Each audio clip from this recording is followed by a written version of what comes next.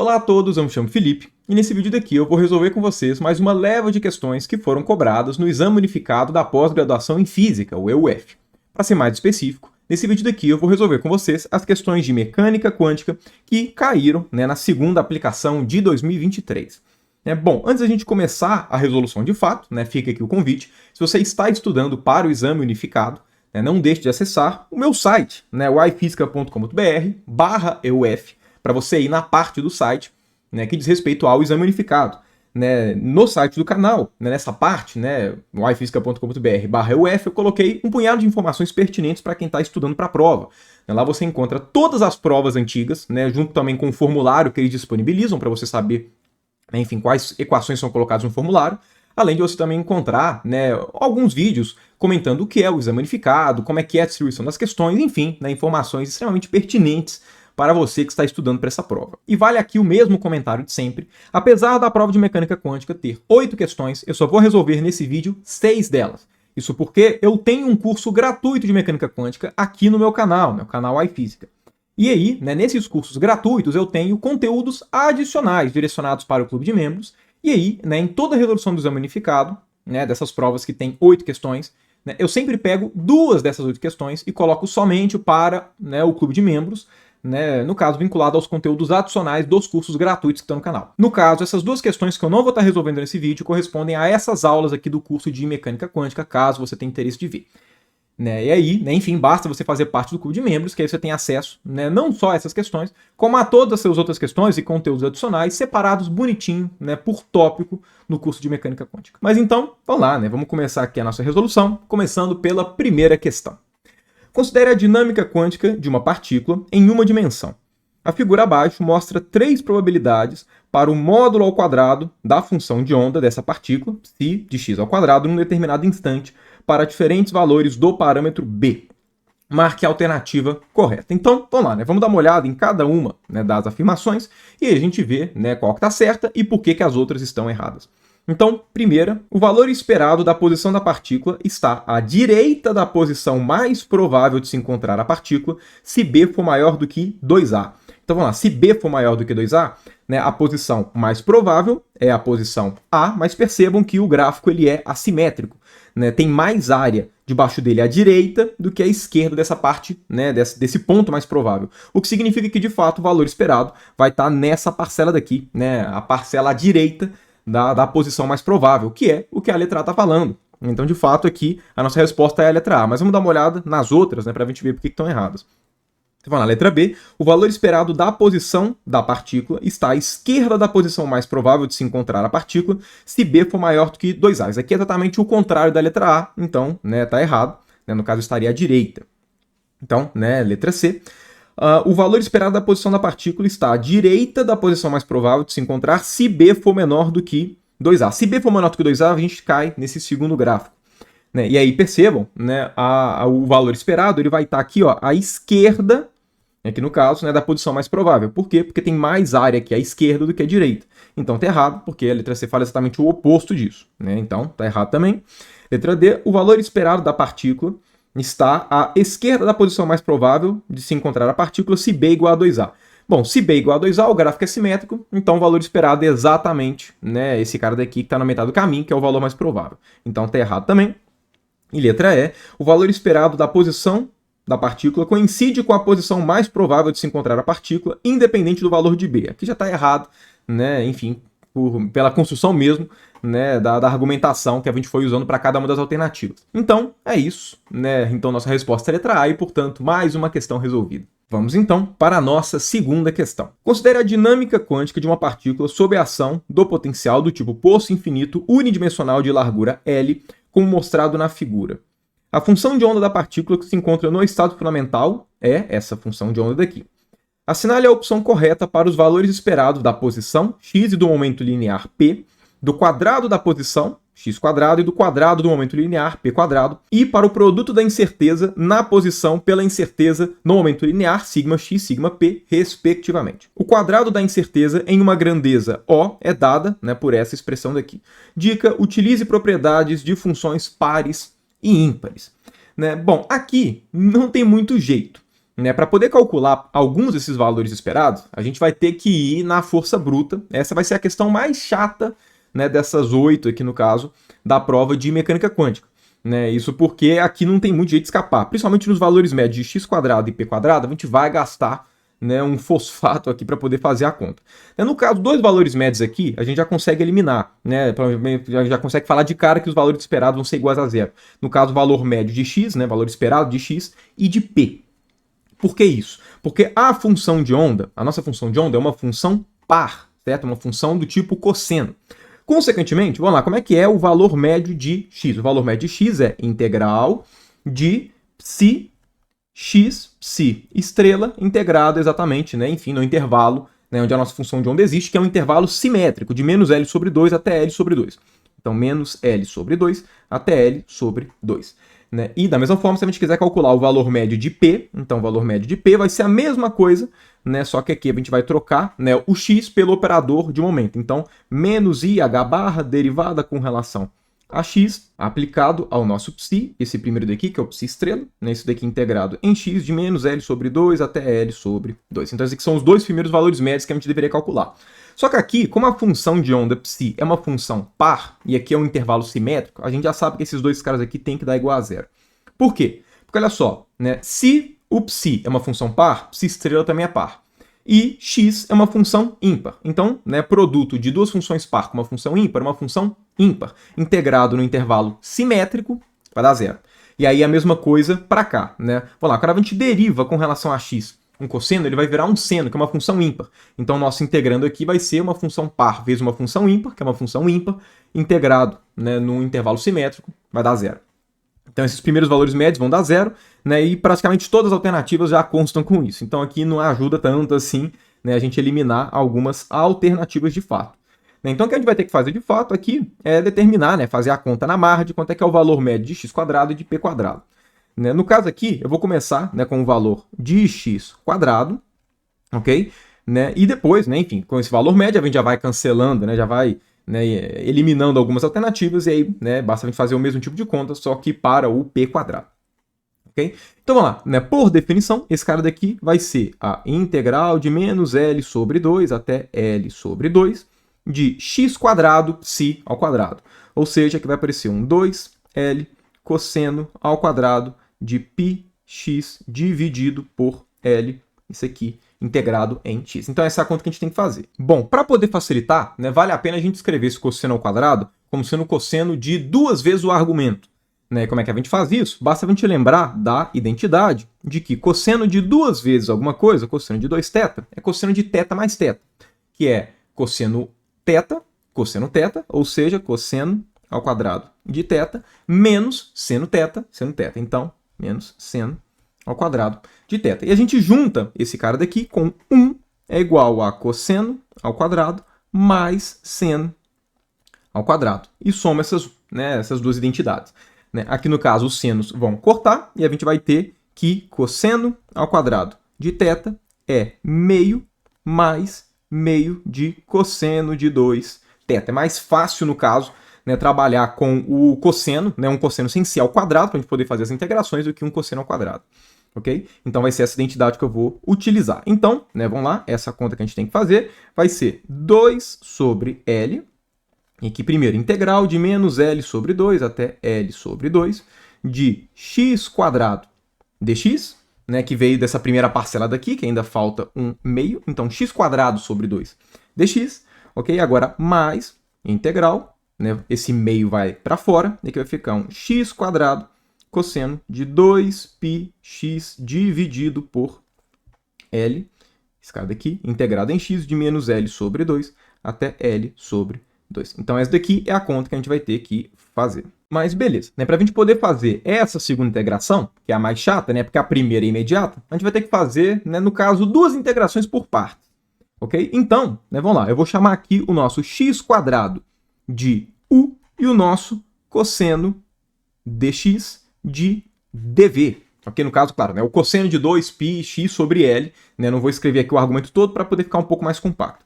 Então, essa nossa integração daqui, esse cara todo, vai ser meio, que já tinha antes, e, né, vamos lá, agora vai ser UV, ou seja, x quadrado, né? E agora a integral desse cara daqui, que vai ser aqui um L sobre 2π seno de 2πx sobre L, ok? Então, tá aqui o V avaliado nos limites de integração, então de menos L sobre 2 até L sobre 2, menos integral de V du, né? Então, menos L sobre 2π integral de 2x, e agora, né, em vez de cosseno, vai ser seno de 2πx sobre L, isso aqui integrado em dx, de menos L sobre 2 até L sobre 2.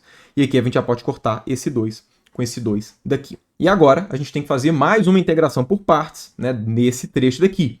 Né? Vamos lá, chamando x de u e seno de 2πx sobre L dx de dv.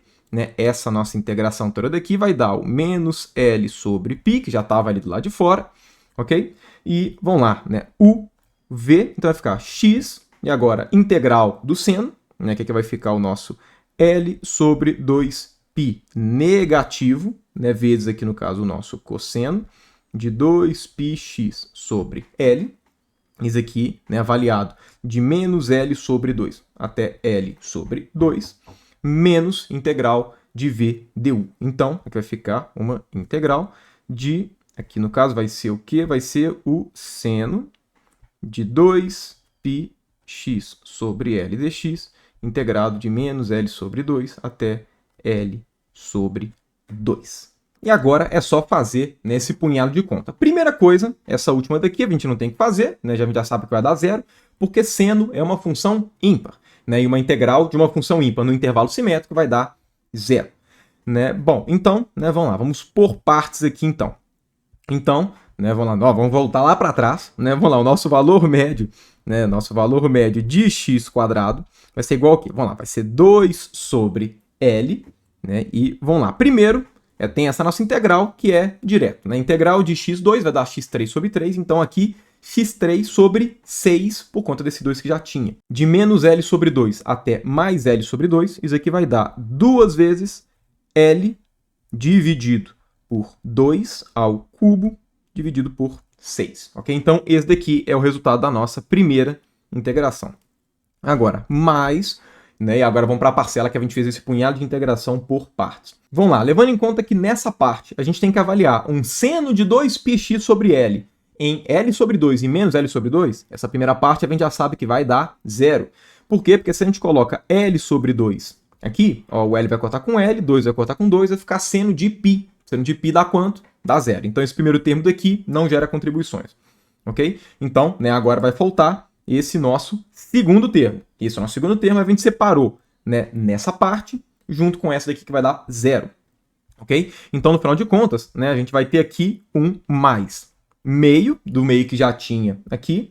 Ok? E agora, né, menos L sobre π. Então, menos L sobre π. E aí, no caso, né, essa função daqui avaliada em L sobre 2, né, e menos L sobre 2. Como essa função é uma função ímpar, né, porque x é ímpar e cosseno é par, né, e a gente está avaliando aqui, né, essa função em um intervalo simétrico em relação a zero, né, esse cara daqui vai ser, né, basicamente 2 vezes essa função avaliada em L sobre 2, justamente pelo fato dela ser uma função ímpar.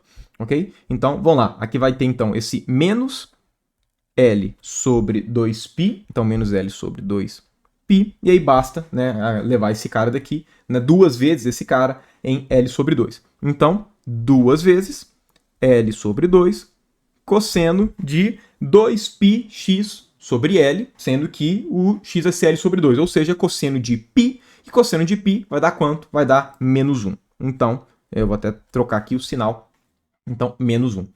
Então, né, esse daqui vai ser o resultado da nossa, né, do nosso valor médio de x quadrado. E aí agora é só fazer, enfim, né, as simplificações necessárias. Mas então vamos lá, né? 2 vai cortar com 2. Né, esse L sobre 2 ao cubo, eu já vou escrever como sendo um L3 sobre 8.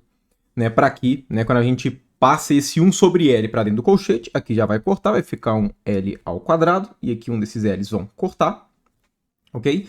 E vamos lá, esse 8 vai cortar com esse 2, aqui vai ficar 4. E também passando esse 2 do lado de fora para dentro, né? A gente corta aqui, vai ficar um 3. E a gente pode cortar, por exemplo, esse meio daqui. Né? Vamos lá? Então, o nosso, né, valor médio de x² vai ser, então, um L2 dividido por 12 menos L2 dividido por 2π ao quadrado. Então, esse aqui que é o nosso valor médio de x². Só que se a gente der uma olhada aqui nas alternativas, olha só, aqui está como fator numérico que multiplica L2 sobre π2. Então, é mais conveniente a gente fatorar aqui um L2 sobre π2 para poder deixar, né, a resposta da forma como está nas alternativas. Então, né, fatorando esse cara, que vai ficar um π ao quadrado sobre 12 menos meio. Então, essa daqui que é a nossa resposta. Para poder ficar um pouco mais fácil fazer a conta, vamos fatorar aqui um meio, para aqui ficar dividido por 1, e aqui vai ficar um dividido por 6. Bom, vamos lá, olha, π ao quadrado. Isso é mais ou menos 10. 10 sextos é a mesma coisa que 5 terços, que a gente pode escrever aqui como sendo 1,66666, por aí vai. Então, vou escrever como sendo 1,66. 1,66 menos 1 vai dar 0,66. Dividido por 2, que está aqui do lado de fora, esse cara daqui vai dar mais ou menos, vamos lá, esse cara daqui vai dar mais ou menos 0,33 L2 dividido por π2. Se a gente for dar uma olhada aqui nas alternativas, as alternativas aqui constam com 0,32, que realmente está bem próximo, porque na verdade π² é um pouco menos do que 10. Então nosso resultado na verdade vai ser um pouco menos do que 0,33, que é o 0,32. Então aqui a gente já elimina algumas alternativas, Já eliminamos a B, já eliminamos a D e já eliminamos a E, podendo ser somente, a letra A ou a letra C. Bom, percebam aqui que, levando em conta que tanto a letra A quanto a letra C, eles envolvem o mesmo valor médio de π², a gente não precisa calcular esse cara. Apesar de que a gente pode. Seria a mesma ideia que a gente fez aqui, para calcular o valor médio de x², só que com π ao quadrado. E aí, enfim, fazer esse tipo de conta é mais chato. Na prática, para a gente saber se vai ser letra A ou letra C, a gente tem que avaliar a última coisa que está pedindo, que é o produto das incertezas. O produto das incertezas vai ser, na verdade, algo bem simples de se realizar. Pelo seguinte, vamos lá, a gente tem que fazer aqui, no caso, o nosso σx, σp, sendo que o σx, por exemplo, ele corresponde, a valor médio de x² menos valor médio de x ao quadrado. Claro, tudo isso aqui, o nosso σx ao quadrado. Levando em conta que os valores médios, tanto de posição quanto de momento, são iguais a zero, para esse nosso caso daqui, então, basta a gente fazer o produto aqui de raiz desses, desses valores esperados de x² e π², que é o que a questão está pedindo, que na prática são esses dois valores daqui, ok? Então, vamos lá, quanto é que vai ser o nosso σx, σp? Esse cara daqui vai ser um raiz de 0,32. L2 sobre π2, que multiplica o valor médio, aqui no caso, de π², que a gente sabe tanto da letra A quanto da letra C que tem que ser esse valor, π2h/2 sobre L2. Então, π2h/2 dividido por L2, e no caso a raiz disso tudo. Aqui no caso o nosso L2 vai cortar com L2, o π2 vai cortar com o π2, então na prática isso aqui vai ser raiz de 0,32 h/. E aí o que a gente tem que saber é quanto que é a raiz de 0,32, mas isso é fácil. Raiz de 0,32 é um pouco menos, é um pouco menor, então, vamos lá, raiz de 0,32 é um valor que está entre, no caso, é um número menor do que raiz de 0,36, que é 0,6, então 0,6, e é um número maior do que raiz de 0,25, certo? Que é 0,5. Então, o número entre 0,5 e 0,6, mais próximo do 0,6 do que do 0,5, porque por conta de ser 0,32 e ser mais próximo do 36 que do 25. Então, olha só, se a gente for dar uma olhada aqui nas alternativas, olha só, 0,57, 0,4, quem está cumprindo esse papel é o 0,57. Ok? Então, consequentemente, a nossa resposta é a letra A. Questão longa, chatinha, mas, enfim, nada de outro mundo. E, portanto, mais uma questão resolvida. Vamos, então, para a nossa terceira questão. Considere a dinâmica unidimensional de uma partícula de massa m que é lançada com energia E de encontro a uma barreira de potencial de altura V0 e largura L a partir, né, de um ponto à esquerda da barreira, como mostrado na figura abaixo, lado esquerdo. O gráfico, lado direito, mostra a probabilidade de transmissão T da partícula através da barreira em função da razão E sobre V0 para 4 casos, indicados pela função degrau em linha sólida grossa e pelas curvas em linha sólida fina, tracejada e pontilhada. Se V corresponde a uma afirmativa verdadeira e F a uma alternativa falsa, indique a sequência correspondente às afirmativas abaixo. Então, vamos ver se são verdadeiras ou falsas, né, para depois ver qual é a resposta. Então, vamos para a primeira. A probabilidade de transmissão, né, pela função degrau, né, que no caso é esse cara daqui, ok? No caso, eu vou lá, corresponde ao caso quântico, enquanto as demais correspondem ao caso clássico. Aqui está errado. Por quê? Porque no caso quântico, né, você não é 880, no caso, a probabilidade de transmissão, certo? No caso, né, mesmo se a partícula não tiver energia suficiente, ela consegue atravessar a barreira de potencial, certo? Então, no caso, a função degrau é um comportamento clássico de 880, ou passa ou não passa, né? Então, aqui já está errado. Então, aqui vai ser falsa a nossa primeira afirmação. Segunda afirmação, né, ao contrário de uma partícula clássica, uma partícula quântica tem uma probabilidade não nula de atravessar uma barreira de potencial, mesmo quando sua energia é menor do que a altura da barreira, que está correto, verdadeiro. Vamos lá, próxima. Ao contrário de uma partícula clássica, uma partícula quântica tem uma probabilidade não nula de ser refletida por uma barreira de potencial, mesmo quando sua energia é maior do que a altura da barreira, correto. Qualquer tipo de barreira existe uma probabilidade de reflexão. E a próxima, né, a afirmação, a probabilidade de transmissão quântica se aproxima do comportamento clássico para a partícula de maior massa, considerando a mesma barreira de potencial. Ou seja, a probabilidade vai para zero quando E sobre V0 é menor do que 1 e atinge 1 em um número cada vez maior de pontos quando E sobre V0 é maior do que 1. Essa afirmação é verdadeira, né? Como é que a gente consegue ver isso? Bom, basta a gente dar uma olhada para esse gráfico. Percebam que se a gente está analisando a mesma barreira de potencial, ou seja, o mesmo valor de V0 e de L, né, a diferença desses gráficos pode ser vista só com relação à massa da partícula, certo? Exatamente porque, vamos lá, 2 é uma constante, né, H barra é uma constante, e mesmo a barreira de potencial, V0 e L são constantes. Então, né, o que mudaria, né, do comportamento de cada um desses gráficos é realmente a massa, né? Então, quanto maior for esses valores daqui, maior a massa, quanto menor, né, menor for a massa.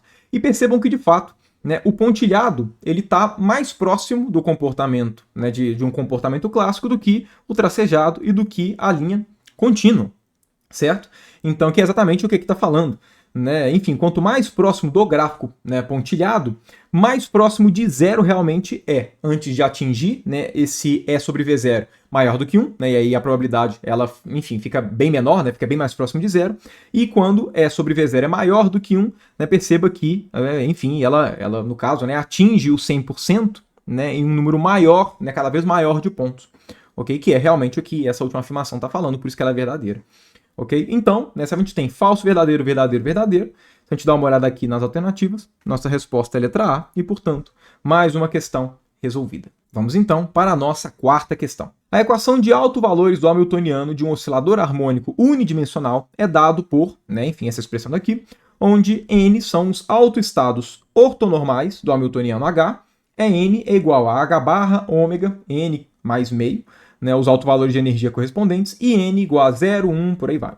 Seja psi esse estado daqui, o vetor normalizado, né, o vetor de estado normalizado de um oscilador harmônico unidimensional, onde θ0, θ1 e θ2 são constantes reais. Vamos então para a nossa quinta questão. A parte angular da função de onda de uma determinada partícula movendo-se em um potencial central é dada por essa expressão daqui, onde θ e φ são os ângulos polares e azimutal, respectivamente. Quais são os resultados possíveis de medidas da componente z do momento angular orbital Lz dessa partícula? Vamos então para a nossa sexta questão. Considere uma partícula de massa m movendo-se em uma dimensão sob a ação de um potencial do tipo poço infinito, né? No caso aqui, um poço de largura A, sendo A uma constante positiva com dimensão de comprimento. As soluções para a equação de Schrödinger, independente do tempo desse problema, podem ser rotuladas por um inteiro positivo n, né? H atuado em πn vai ser igual a n πn, onde H é o hamiltoniano, πn é a autofunção e é n o alto valor de energia correspondente ao estado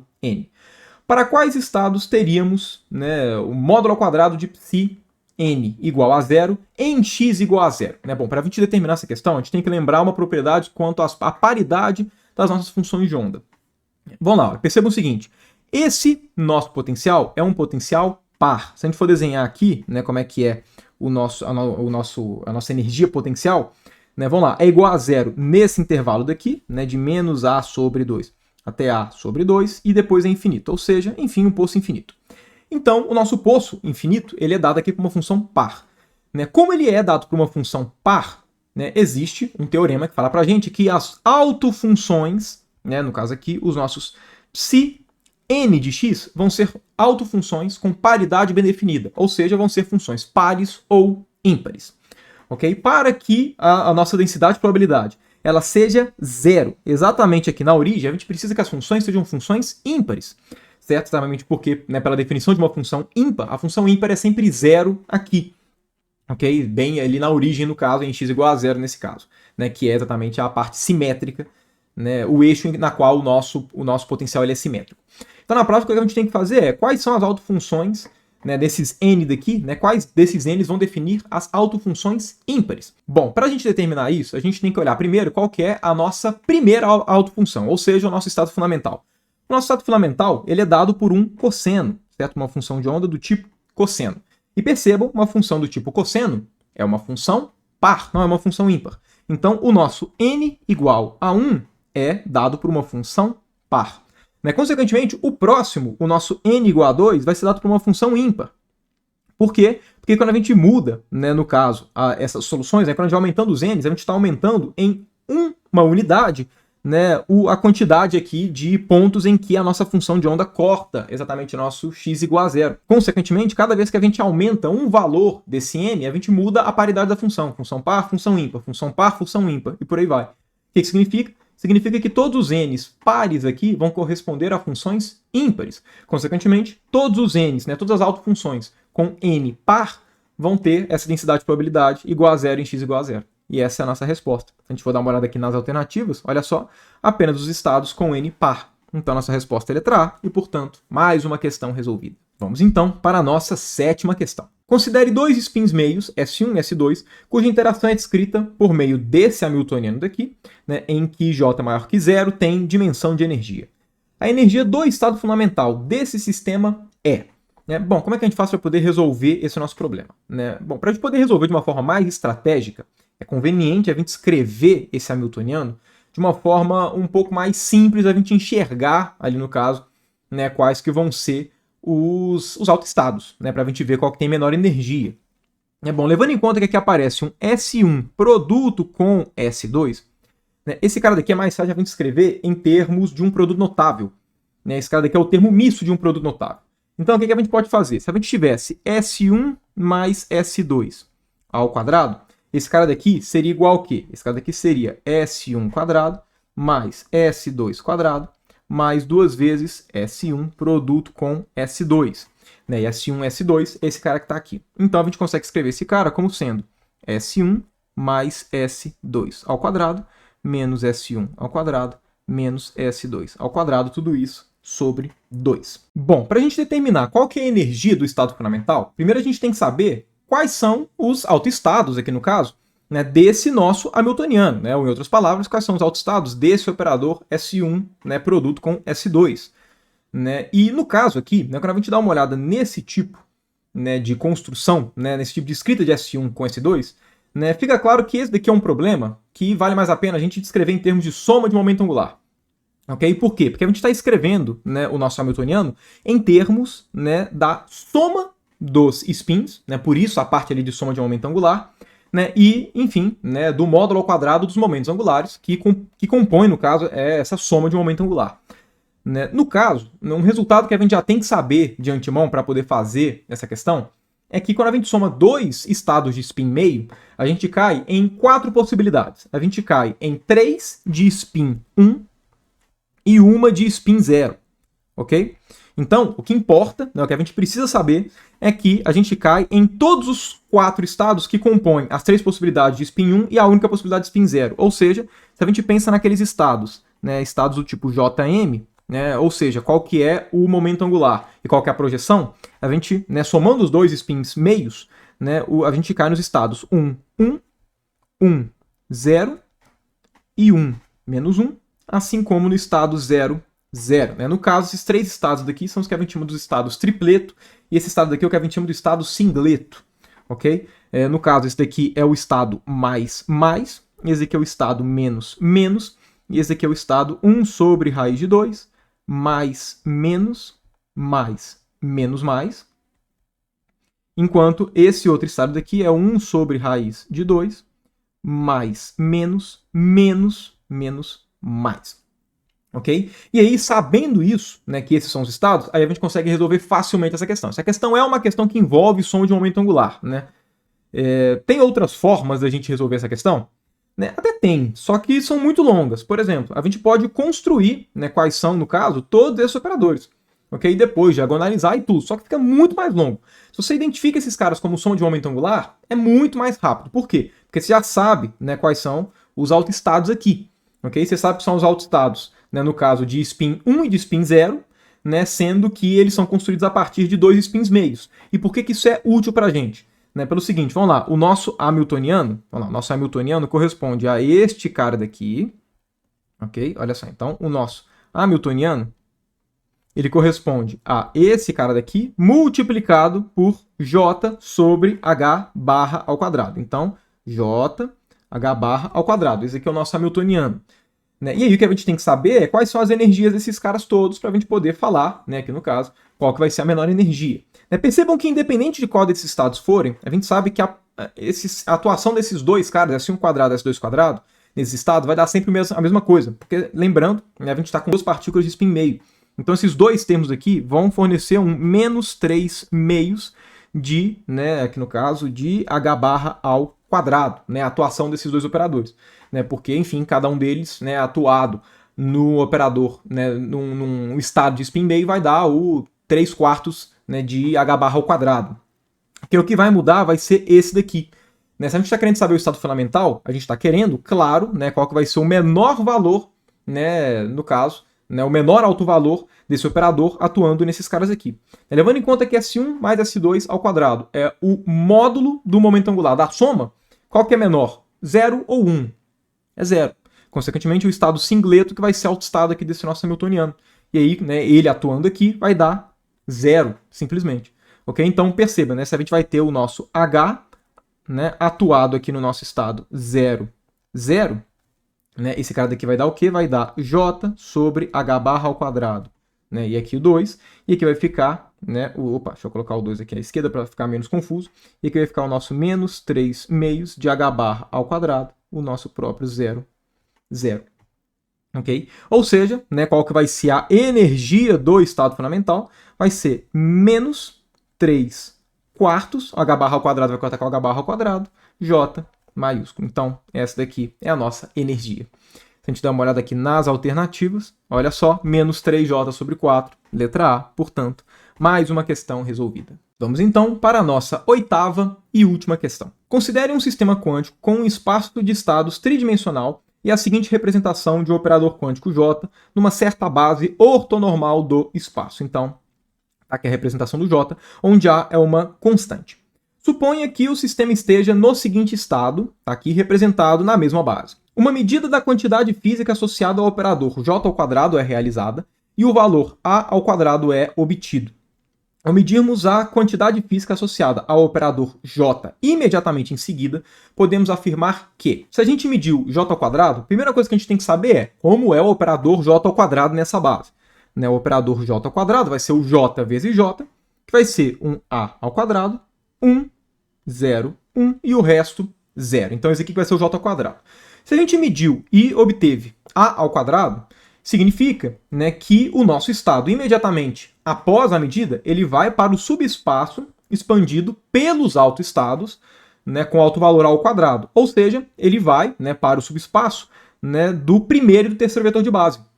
Ou seja, o nosso estado logo após a medição vai ser o nosso estado de antes, sem a parcela aqui do meio, que corresponde à parcela que a medida seria correspondente a 0 vezes A ao quadrado, ou seja, né, o J ao quadrado ter valor 0. Ok? Então, nosso estado logo após a medição, ele passa a ser o estado meio, 0 e 1 sobre raiz de 2 normalizado. Ok? Então, se a gente vai normalizar esse cara, né, primeiro a gente tem que ver qual que é a norma dele, né, e depois, né, dividir a norma ao quadrado e dividir, no caso, né, pela raiz da norma ao quadrado desse novo estado. Então, vamos lá. A norma desse estado vai ser, né, vai ser meio ao quadrado, que é 1/4, mais meio, né, 1 sobre raiz de 2 ao quadrado. E esse cara daqui vai dar 3/4. Então, a gente tem que pegar esse novo estado, após a medição, e dividir pela raiz. Ou seja, né, multiplicar por 2 raiz de 3. Então, nosso estado vai ser 1 sobre raiz de 3, 0 e raiz de 2/3. Então, esse aqui é o nosso estado logo após a medição. Levando em conta que esse nosso estado é, evidentemente, uma composição dos autoestados, né, desse operador J, para ser mais específico, corresponde a 1 sobre raiz de 3, autoestado, né, com autovalor A, mais raiz de 2/3 vezes autoestado do operador J com autovalor menos A. Então, quais vão ser as probabilidades de medição aqui, né, do observável J? Vão ser A e menos A com probabilidades, respectivamente, de 1/3 e 2/3. Se a gente der uma olhada aqui nas alternativas, isso é exatamente a letra A. Olha só, obtemos mais A com probabilidade 1/3 e menos A com probabilidade 2/3. E, portanto, mais uma questão e mais uma prova de mecânica quântica do exame unificado resolvida.